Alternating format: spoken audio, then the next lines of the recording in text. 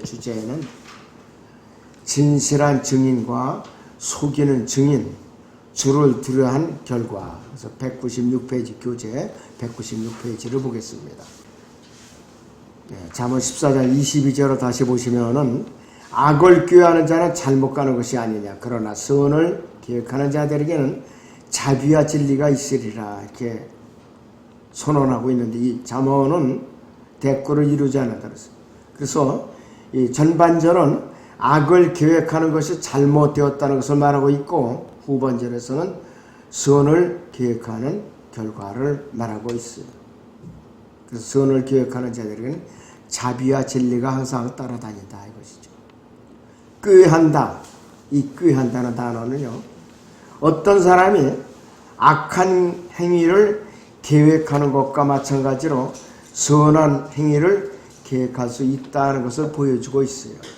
그래서 이 꾀한다는 것은 양면성이 있어요. 양면성이 있어요. 언제든지 좋은 의도로 우리가 꾀야 되는데 나쁜 의도로 꾀하면은 참으로 안 좋지요. 나쁜 의도로 꾀하면은 좋은 것이 아니라 이것이요. 자, 그래서 여기서 꾀한다는 말이 영어로는 device, D-V-I-S 이라는 그 스펠링인데요. 그치? 양면성을 갖고 있는 단어예요. 인생에 있어서 가장 큰 복 중 하나가 어떤 것인가? 사람들을 축복하고 그들의 필요를 드러나지 않게 공급해 주는 방법을 끊임없이 구상하는 것을 말하는 거예요. 내가 구제를 하는 것이나 돕는 것이나 후원하는 것이나 은밀하게 하는 거예요. 은밀하게. 그래서 마태복음에서도 예수님께 그랬죠. 오른손이 하는 것을 왼손이 모르게 하라 그랬어요. 그렇기 때문에 원래 엄격히 말하면요. 주보에다가 누구누구 11조 얼마씩 냈다 이렇게 광고하는 거 잘못된 거예요. 잘못된 거예요. 그리고 누가 이렇게 헌금을 이렇게 이제 크게 했다고 지나치게 광고한 것도 그 사람의 공을 깎아먹는 거예요. 그 사람이 굳이 설명해달라면 어쩔 수 없지요. 그건 알려줘야죠. 그러나 하나님께서 아시게 은밀하게 하라 이거예요. 은밀하게. 그러면서 이제 그 교회 다니는 사람은 어디다 기부했다고 광고 굉장히 하고 돌아다니는 사람들이 있어요. 이 사람은 드린 거 헛일이에요.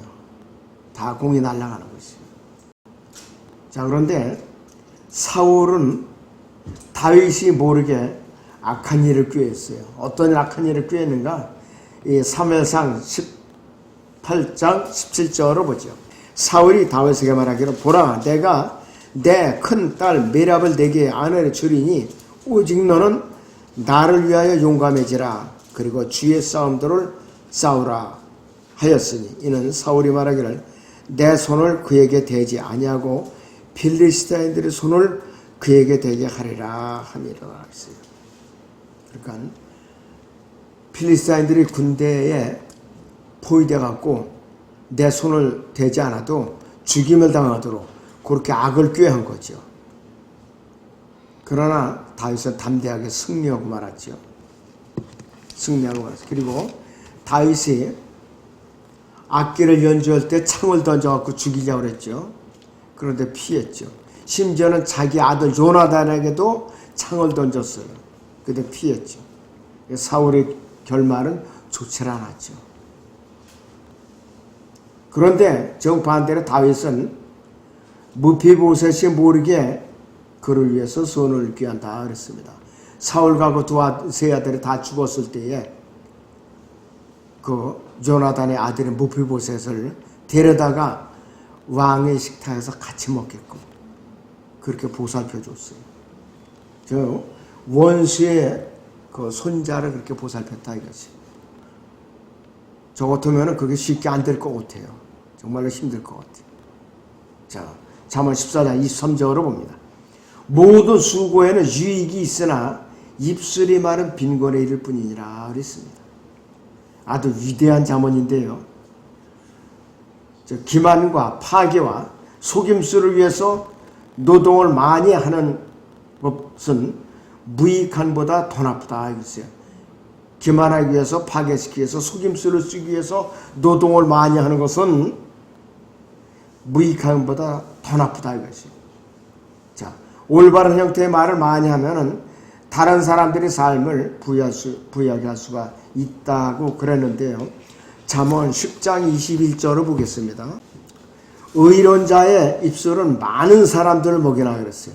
의로운 자의 입술은 많은 사람들을 먹이나 어리석은 자들은 지혜가 없으므로 죽느니라 그랬습니다. 어리석은 사람들은 지혜가 없으므로 죽느니라. 자기 앞가림도 하지 못하는 것이에요. 자, 그러나 아무것도 얻지 못하는 무에 이르게 하는 것은 입술의 말이다. 그래서 입술의 말. 자, 그래서 인생에 대해서 잘못된 생각을 심어주는 말이나 사람들로 하여금 정직한 일을 멸시하게 하는 말이나 무리들 속에서 자기 자신을 잃어버리고 하나님에 대한 개인의 책무를 잃어버리게 하는 말은 모두 빈곤에 이를 뿐이니라 그랬습니다. 언론 매체, TV, 라디오, 유튜브에 나와서 하는 프로들 봐요. 전부 사람들을 악하게 만들죠. 또 가짜뉴스 공장이죠. 전부 다 요즘 우리나라 언론이 가짜뉴스 공장들이에요. 특별히 서울교통방송, TBS, 그 다음에 MBC 이것들은 완전히 나라를 갉아먹기 위해서 떠들어대는 아주 악질적인 매체들이. 그 다음에 로마 가톨릭, 그 다음에 NCC, WCC 같은 사람들, 이 사람들이 언행이나 활동들 모두 빈곤에 이르는 프로예요. WCC는 소련 연방이 무너지기 전에 소련에서 결성해 놓은 것이 WCC예요. 그리고 각 나라마다 국가 이제 그 협의회가 있죠. NCC라고. 자, 그리고 잠언 14장 21절을 보면 재물은 현명한 자의 멸류관이나 어리석은 자들이 어리석으면 미련함이니라 이렇게 훈계하고 있어요. 미국의 유명한 하버드라든지 프린스턴, 예일 뭐 이런 대학교도, 그 다음에 유니온 신학교, 뭐 여러 가지 그 신학교의 근본주의 또 그리스어 교수들이 최고의 전통들 가운데 있는 알렉산더의 부패한 서기관들을, 이건 뭐냐, 다시 자신들이 진짜 신학적인 믿음을 드러내는데 이 사람들은 뭐냐, 신학교에 어떻게 해서든지 내가 주님을 잘 섬겨보려고, 일꾼으로 잘 섬기려고 입학하면은 학생들이 들어가가지고 마귀의 일꾼들이 돼서 나오는 거예요. 세뇌가 돼가지고. 성경을 부정하는 자들이 돼서 나오는 거예요. 우리나라도 마찬가지. 주님을 올바로 섬기고 내가 주님의 일꾼 돼서 일을 해보겠다. 이렇게 이제 신학대학에 이제 들어갔는데 4년간 졸업하고 나오면은 악질이 돼서 나오는 거예요. 공산주의자가 돼서 나와요. 그런 저 교회 전도사로 발령을 받으면 청년들을 세뇌시키는 거예요. 청년들을. 너무나도 참 비참한 일이 아닐 수가 없어요. 그래서 현명한 자의 멸류관이라는 것을 똑똑한 사람, 클리버맨이라고 이제 변개를 시키는 것이에요. 그래서 이 멸류관은 성령님의 올바른 이제 지식인데 하나님의 속성을 이해하는 것이고 하나님과 인간과의 바른 관계를 갖다가 맺어주는 것이에요.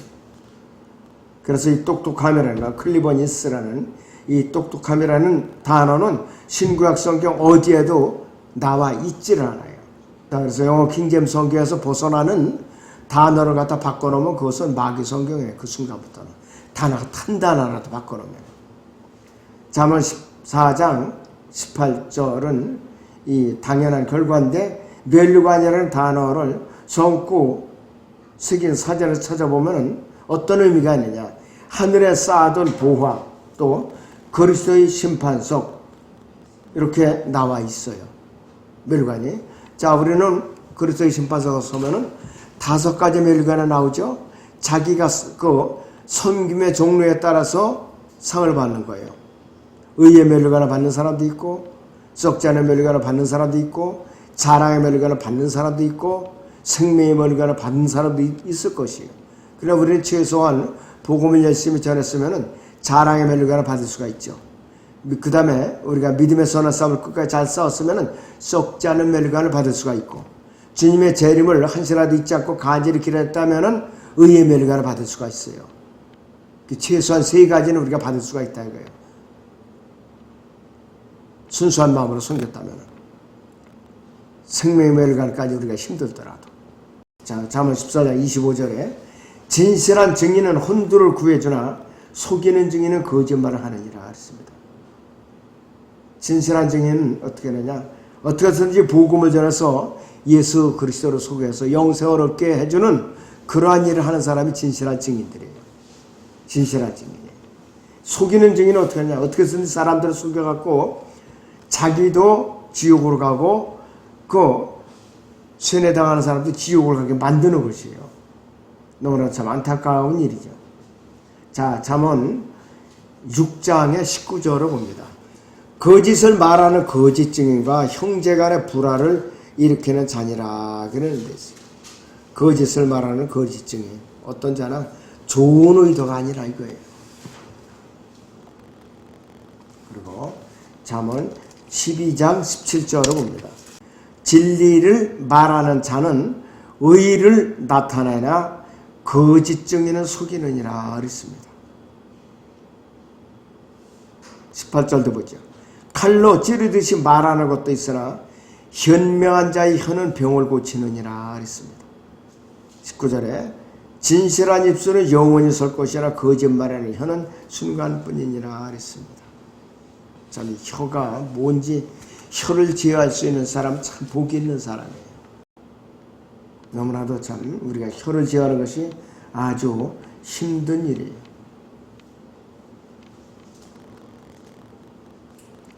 그래서 참된 증인은 혼들을 해방시켜줄 뿐만 아니라 혼들을 이겨와서 이들을 구원에 이르게 하는 사람들이에요. 구원에 이르게 하는 사람들. 부지런히 구원 상담을 해서 하다못해 자기가 말하기 힘들면 전도지라도 건네주고 꼭 읽어보라고 권면이라도 해줄 수 있는 사람이에요. 또 훈련이 된 사람들은 구원 상담을 해서 인내심을 갖고 주님 이제 확실하게 영접을 시켜서 생명체에 기록되도록 애쓰는 사람, 복된 사람들이죠. 또 자기가 이것저것도 할 수 없다 그러면은 구원에 이를 만한 참고가 될 만한 책을 보내준다든지 방송을 소개해서 설교를 듣도록 소개해준다든지 성경 강좌를 듣게 해준다든지 여러 가지 형태가 있어요. 누구든지 주님을 증거하는 데 애쓰는 사람은 복받는 사람이에요. 자, 사내들인 공회 앞에 선 스테판, 나중에 돌에 맞아 순교당했죠. 아그리파 왕 앞에 선 바울도 담대하게 증거했고 바리새인들 앞에서 예수 그리스도께서도 수없이 담대하게 증거를 하셨어요. 그들을 저주까지 하고 이제 했던 사람이에요. 그 다음에 카톨릭 판사 앞에서 이안 페이즐리 담대하게 증거했고 보수름 국회 앞에 마틴 루터, 독일의 종교개혁자 마틴 루터, 그 다음에 소련 비밀경찰 앞에서는 리처드 움브란트, 이런 사람들. 이 움브란트는 금고형을 받고서 굉장히 고생을 했다 풀려난 사람이에요. 그 사람이 지어낸 책도 아마 있죠.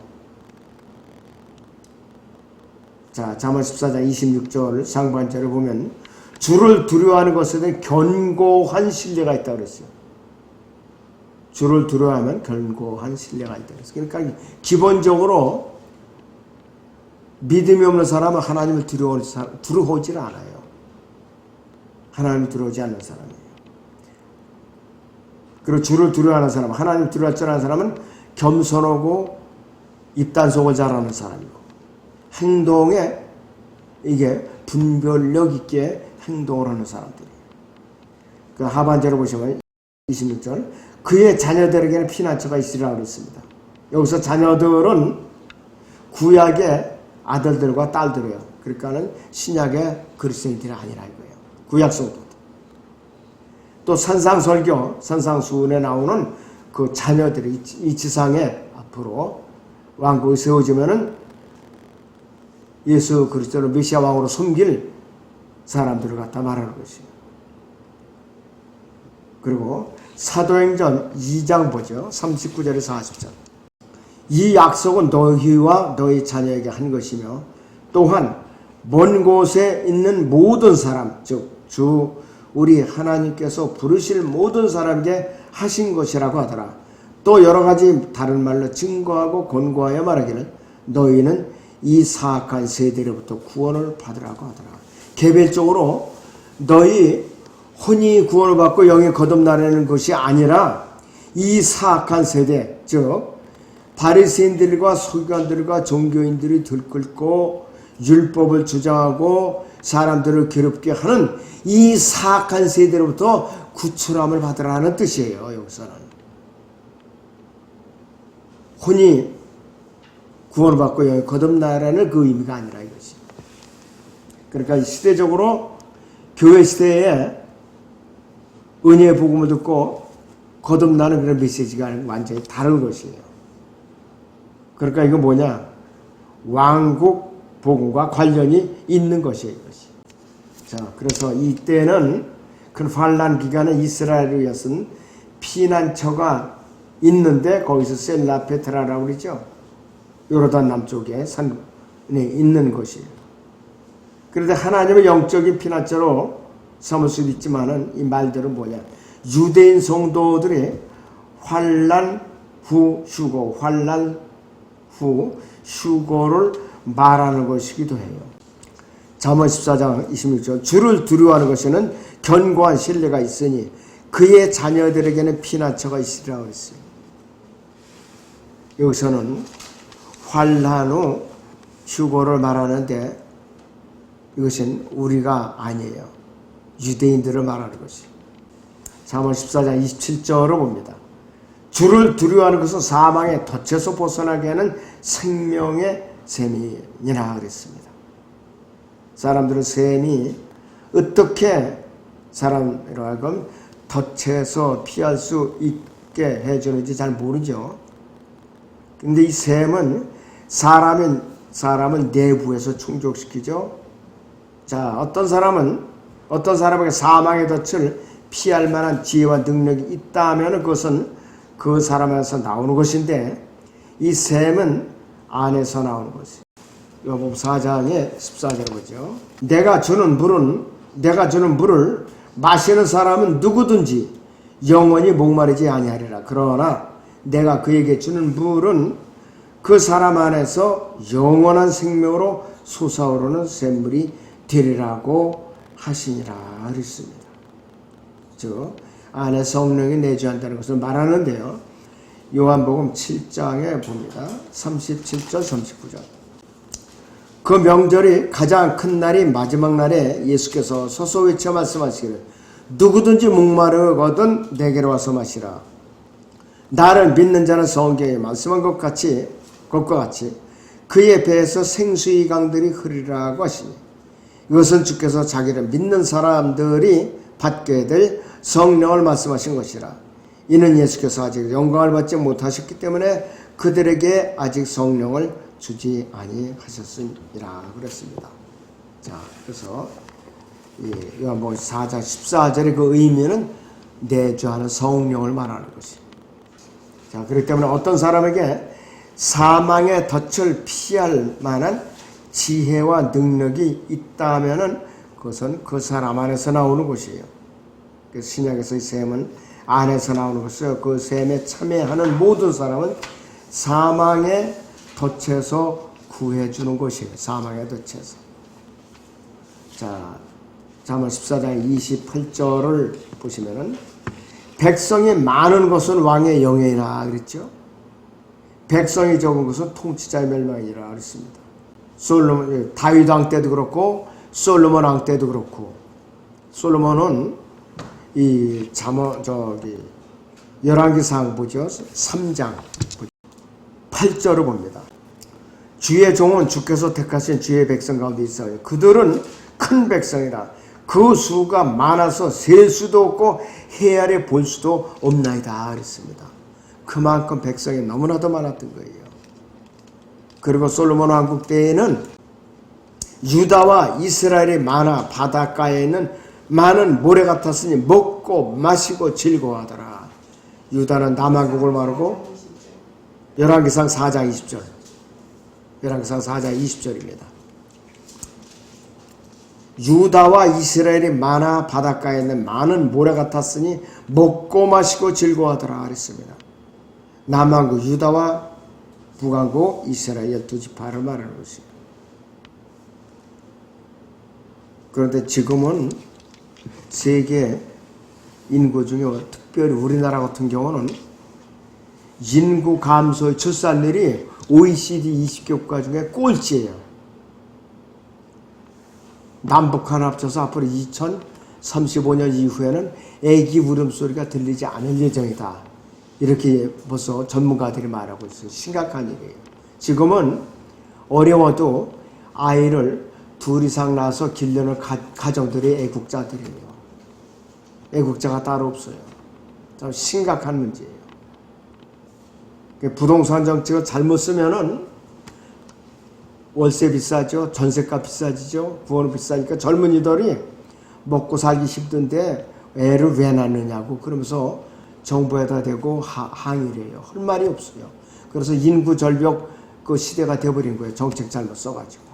회복하기가 굉장히 힘들어요. 한번 아이를 낳지 않고 젊은 부부가 맛을 들이면은 안 나요. 낳질 않아요. 그렇기 때문에 참 아주 심각한 문제예요. 국가적인 문제 이것이. 어느 나라든지 인구가 자꾸 줄어든다 하면은 좋은 일이 아니에요. 아주. 세종시가 처음에는 아주 사람들이 인기가 높아서 집값도 비싸고 사람도 자꾸 늘어나니까 지금은 자꾸 줄어들고 있어요. 대전광역시도 줄어들고 있고 서울시도 마찬가지 자꾸 줄어들어요. 우리나라가 앞으로 민족적으로 참여하고 그리스도인들이 참여하면 인구가 증가할 수가 있어요. 이 상태로 가면 자꾸 줄어들 수밖에 없다 이것이. 이 다윗은 나중에 교만해갖고 인구조사를 했죠. 그래갖고 혼쭐이 났죠. 몇만 명이나 전염병으로 죽임을 당했어요. 그 욕심 하나 때문에. 하나님께서 주셨는데 자기가 교만 방자한 마음으로 인구수를 세워가지고 의시되다가고만 그렇게 된 거예요. 자, 이 왕이라는 단어가 이 잠언 14장 28절에 다시 봅니다. 백성이 많은 것은 왕의 영예이나 백성이 적은 것은 통치자의 멸망이라고 그랬죠. 그런데 전반절에서는 왕이라고 그랬죠. 후반절에서는 통치자로 바뀌어요. 킹이 프린스로 바뀌어요. 자, 이건 뭐냐? 왕을 계승한 사람인데 르호보암이 솔로몬을 위해서 왕이 되는데 아주 확실하게 백성이 적은 것은 뭐냐? 통치자를 멸망케 한다 이것이에요. 열왕기상 12장 16절을 봅니다. 그리하여 온 이스라엘은 왕이 자기들에게 경청하지 않음을 보자 백성들이 왕에게 대답하여 말하기를 우리가 다윗 안에 무슨 분깃을 가지랴. 우리가 이새의 아들 안에서 가진 유업이 없도다. 오 이스라엘아 너희 장막으로 돌아가라. 다윗아 이제 네 집이나 돌아보라 하더라. 그리고 이스라엘이 그들이 장막으로 가니라 이렇게 말을 하고 있어요. 너무나도 남북이 확 갈라지고 하는. 만약에 르호보암이 그때의 이 말에 경청을 했으면 문제는 달라졌어요. 근데 완전히 갈라져갖고 북왕국은 완전히 우상을 숭배하는 거로 본격적으로 들어가고 말았잖아요. 베델과 단에다 우상 금송아지를 세워놓고 절기도 바꿔버리고 평민의 제사장으로다가 세워놨던 것이에요. 이 지상 왕국에서는 예수님께서 직접 통치하시니까 예수님은 메시아 왕이시죠. 근데 다윗은 통치자라고 불러요. 구약에서는 분명히 왕이었었는데 다윗이 통치자라고 부르더라고요. 왜 그런가? 그 1000년 동안에는 다윗은 왕이 아니에요. 예루살렘에 그 성전에 들어가면서 이제 제사를 드리는 예물을 드리는 통치자라 이것이에요. 자, 그런데 1000년이 끝나면서 다윗이 왕위를 그 자리를 이어받아요. 그러면서 이제 왕이 되는 거예요. 이스라엘 왕, 영원한 왕. 예수님은 셋째 하늘로 그 하나님 보좌 오른편으로 돌아가시죠. 예스겔 44장을 봅니다. 1절부터 3절을 봅니다. 그 후에 그가 나를 동쪽이 바라보이는 바깥 성소의 대문이 있는 길로 데리고 돌아가시니 그 문이 닫히더라. 그때 주께서 내게 말씀하시더라. 이 대문이 닫히고 다시 열리지 아니하리니 아무도 그곳을 통해 들어가는 사람이 없으리라. 이는 주 이스라엘이 하나님이 그곳을 통해 들어갔음이라. 그러므로 그 대문은 닫혀 있으리라. 그 대문은 통치자를 위한 것이라. 통치자가 그 대문에 앉아서 주 앞에서 빵을 먹으리라. 그가 대문의 현관길을 통하여 들어가서 같은 길로 나갈 것이니라 그랬습니다. 그러니까 아무나, 다윗도 그때는 아무 문이나 드나들지 못해요. 자기가 드나드는 문이 명시되어 있어요. 그 문으로만 드나들어야 돼요. 그래서 지상 1000년 통치 기간은 다윗은 부활했을지라도 통치자라고 불린다 이거예요. 그 왕위를 이어받을 신분을 가졌기 때문에 그 지상 왕국이 끝나면서 다윗이 이스라엘의 왕이 되라, 그때부터 왕이라고 불리는 거예요. 그러니까 여러분들이 이 잠언 14장 28절에서 왕과 통치자 한 구절에서 왜 이렇게 바뀌었는가 그 의미를 알겠죠 이제. 예. 그 다음에 여기 잠언 14장 29절부터 보죠. 29절에 35절까지 봅니다. 노하기를 더디하는 자는 크게 깨달은 자이나 영이 조급한 자는 미련함을 드러내느니라. 건전한 마음은 육신의 생명이나 시기는 뼈를 썩게 하느니라. 가난한 자를 억압하는 자는 그를 지으신 분을 비방하나 그를 영예롭게 하는 자는 가난한 자에게 자비를 베푸느니라. 악인은 자기의 악한 가운데 사라지나 의인은 죽음에 있어서 더 소망을 갖느니라. 지혜는 명철한 자의 마음속에 머물거니와 어리석은 자들의 심중에 있는 것은 알려지느니라. 의인은 민족을 높이지만 죄인은 모든 민족을 욕되게 하느니라. 왕의 은총은 현명한 종에게 가고 그의 진노는 수치를 일으키는 자에게 가느니라 그랬습니다. 이 잠언 14장은 구절구절마다 참 아주 소중한 보석 같은 교훈이 들어가 있어요. 그래서 죄는 모든 민족을 욕되게 한다고 그랬죠. 29에서 35절의 주제가 그겁니다.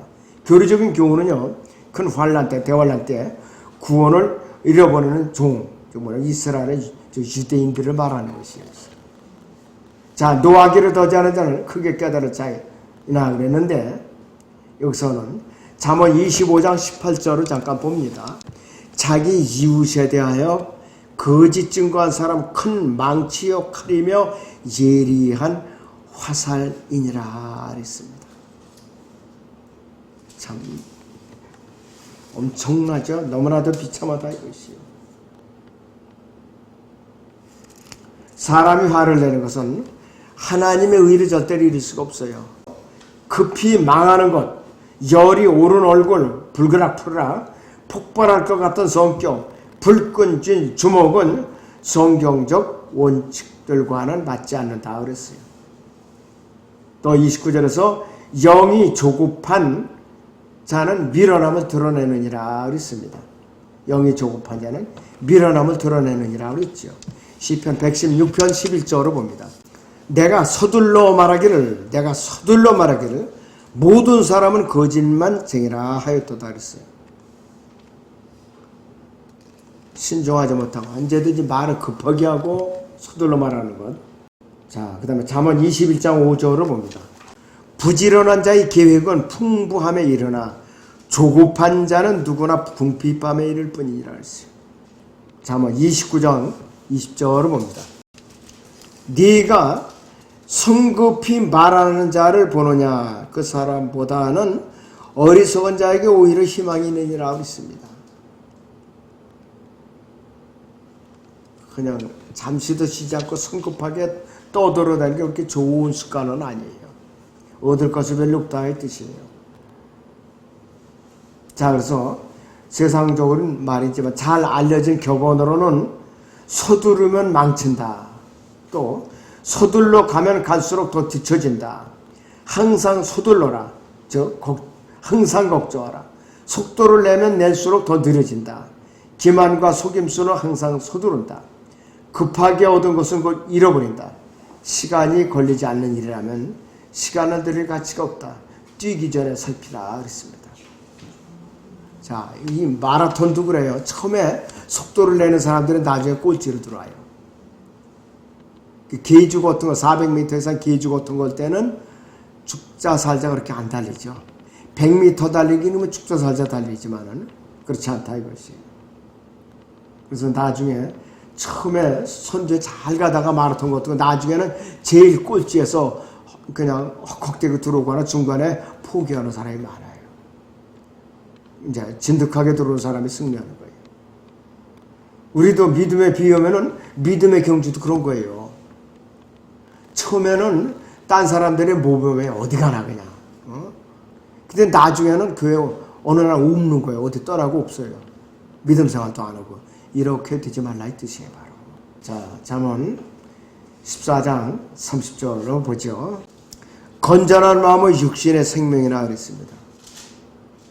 건전한 마음은 육신의 생명이라 그랬는데 여기서는 마음과 몸이 포함되어 있는데 성경에서 마음의 문제는 마음에 낀 지방이나 심장마비나 약한 마음뿐만 아니라 마음의 완고함과 마음의 부패함도 포함이 된다고 그랬어요.